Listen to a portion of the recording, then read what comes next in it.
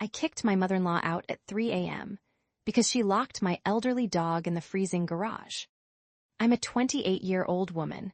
I've never gotten along with my mother-in-law, she's 62, but last night was the absolute final straw. My husband, he's 30, and I have a 14-year-old rescue greyhound named Barnaby. He's blind in one eye, he has severe arthritis, and he needs medication every 6 hours. He is my soulmate, in dog form. My mother-in-law came to stay with us for a week. Her condo is being fumigated. She has always been vocal about hating dogs, calling them filthy vermin, but she promised to tolerate him. Yesterday, I had to work a double shift at the hospital. My husband promised to be home by 6 p.m. to give Barnaby his pain meds and dinner. However, he got stuck in a massive gridlock. At 7:30 p.m., I checked the pet camera from work to see how Barnaby was doing. The feed was black. It had been unplugged. I had a gut feeling that something was wrong. I left work early and drove home in record time. I walked in to find my mother-in-law sipping my expensive Chardonnay on the couch, watching reality TV. The house was silent. I asked where the dog was. She didn't even look up. She said he was clicking his nails on the hardwood and breathing too loud. It was ruining my show, so I put him in his place. My stomach dropped. I ran through the house. I found Barnaby locked in our detached, uninsulated garage. It was 38 degrees Fahrenheit outside last night, 3 degrees Celsius. He was shivering violently on the concrete floor, and he had urinated on himself, because his hips had locked up from the cold and he couldn't stand. I saw red. I didn't scream. I didn't argue. I marched back inside, grabbed her suitcase, threw her clothes into it haphazardly, and tossed it onto the front lawn. I opened the door and told her, "You have 5 minutes to get off my property, before I call the police for animal cruelty." She started screaming that I was disrespectful and insane. She refused to leave until I physically picked up her purse, and threw it out the door too. She eventually left in an Uber, sobbing. My husband came home to an empty house and a traumatized wife. When I told him what happened, he went pale, but then he got angry at me. He said I overreacted by kicking his mother out in the middle of the night, and that Barnaby is just a dying animal, while she is his mother. He's currently staying at a hotel with her, and my phone is blowing up with texts from his family calling me a monster. So, am I the a-hole? Did I overreact, or was I justified? Let me know what you think. My boyfriend let me sell my grandmother's ring, while secretly being a millionaire. I'm a 27-year-old woman. My boyfriend Mark is 29. We've been together for 3 years. We live in a cramped, moldy apartment. I work 2 jobs, retail during the day, bartending at night. It's just to keep us afloat. Mark claims to be a struggling freelance graphic designer. He always complains about clients not paying him. For 2 years, I've covered 70% of our bills. I haven't bought new clothes in a year, so he could upgrade his PC for work. Yesterday, I found a bank statement. It was in his gym bag. I know I shouldn't have snooped, but the logo looked fancy. I opened it. It was a quarterly statement. For $2,450,000, in his name, trust fund distributions. I was shaking. I waited for him to come home. When I threw the paper on the table, he didn't even look guilty. He smiled. He actually smiled and said, "Finally, I was wondering when you'd find out." He said his family is incredibly wealthy. Think old oil money. But he wanted a partner who loved him for him, not his money. He's been testing me for 3 years to make sure I wasn't a gold digger. But that's not even the worst part. Last month, my cat needed emergency surgery. It was $1,800. I didn't have it. Mark shrugged and said he was broke. I had to sell my grandmother's vintage sapphire ring, the only heirloom I had, to save my cat. Mark drove me to the pawn shop. He watched me cry in the car. He held my hand while I sold it to a stranger for cash, knowing he could have paid for that surgery with the interest he made that morning. When I brought this up, screaming, he said, "I had to commit to the role, babe. If I bilaid you out, the test wouldn't be valid. It proved you're resourceful." He says now that I've passed. He's buying us a house in the hills and I can quit my jobs. He thinks we're celebrating. I feel like I've been sleeping with a sociopath. I packed a bag and went to my sister, S. He's blowing up my phone, saying I'm being ungrateful and throwing away a winning lottery ticket. Am I wrong for walking away from financial freedom because of how he treated me?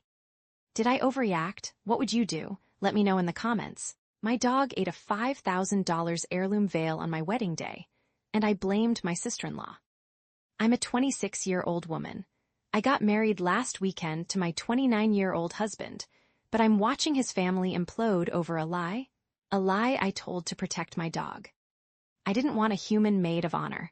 I wanted my 3-year-old golden retriever, Barnaby. He is my sole dog. My husband thought it was cute, but his sister, Jessica, was livid. She felt entitled to the role. She spent months making snide comments about how a beast doesn't belong in a bridal suite. On the morning of the wedding, the tension was thick. Jessica brought their grandmother's vintage 1920s French lace veil. It was appraised at $5,000, but the sentimental value was priceless. She was supposed to wear it for a photo, then pass it to me. Here is where I messed up. I left Barnaby alone in the bridal suite for literally 4 minutes to check on the florist. When I walked back in, my heart stopped. Barnaby thought the veil was a tug toy. He had shredded the bottom 2 feet of the delicate lace and was happily chewing on a pearl-encrusted section. I panicked. I heard Jessica coming down the hall, already loud and 3 mimosas deep, in a split-second decision.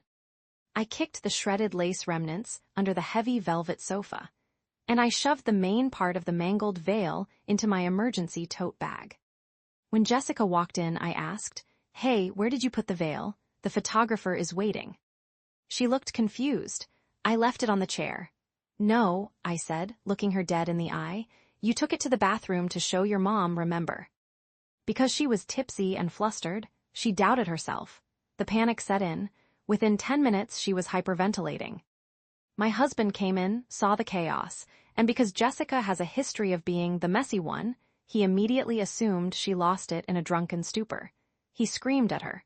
She sobbed. I walked down the aisle without a veil, looking like a gracious martyr. Barnaby stood next to me, looking adorable in his tuxedo, completely innocent in everyone's eyes. Now, the family is demanding Jessica pay $5,000 to replace the veil. She's swearing she didn't lose it, but no one believes her. I still have the shredded lace in my trunk. If I confess, they'll ban Barnaby from family events forever, and I'll be the most hated bride in history. But watching Jessica get destroyed for this feels wrong, or does she deserve it for calling my dog a beast? So, am I the a-hole for letting my sister-in-law take the fall? What would you do? I'm holding my sister's dog hostage, and I don't feel bad about it. I'm a 29-year-old woman. My sister, Kayla, is 26. I've always been the responsible one. She's chaotic. 2 weeks ago, Kayla called me at 2 a.m. She was sobbing. She said her golden retriever, Barnaby, swallowed a sock. He needed emergency surgery, or he would die. She claimed her credit cards were maxed out. The vet needed payment up front. I didn't hesitate. I transferred $4,200 from my house deposit savings. Instantly. She thanked me. She said the surgery was a success. Then she asked me to watch Barnaby while she went to Mexico. She needed to decompress from the trauma. I agreed. I love that dog more than most people, but that's not even the worst part. I went to her apartment to pick Barnaby up. I saw a crumpled piece of paper. It was a vet invoice from the day of the alleged surgery. It wasn't for an obstruction. It was for a routine checkup and treatment for a hot spot. The total cost, $185. I felt like I'd been punched. I checked Instagram. She blocked my main account, but forgot about my fake account. I saw her stories from a 5-star resort. She was flashing a brand new YSL bag. I texted her a picture of the invoice. She didn't even deny it.